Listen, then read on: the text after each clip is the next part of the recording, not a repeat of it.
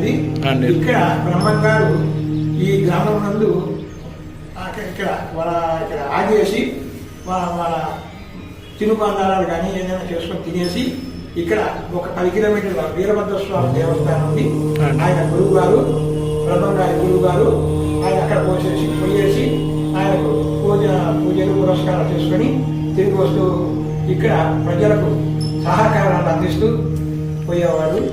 బ్రహ్మం గారు ఇక్కడికి వచ్చేవాళ్ళండి? బ్రహ్మం గారు ఇక్కడికి వచ్చారు. సెంటర్లో ఉంది. ఇక్కడ సెంటర్ అని ఒక 4 రోడ్డు సెంటర్ ఉంది. ఆ సెంటర్ లో బ్రహ్మం గారు ఒక చెట్టు చెట్టు ఉంది. ఆ చెట్టు చెట్టు ఇప్పుడు లేదు, అప్పుడు ఉన్నది. అక్కడ ఆ బండిలో నాటు మామూలుగా చక్రాల బండిలో అక్కడ నివసించి అక్కడ ఆహారాలు పదార్థాలు చేసుకుని భోజనం చేసుకుని ఆ బ్రహ్మం గారి గుడి దగ్గరికి వెళ్ళేవారు. ఈ వీరభద్ర స్వామి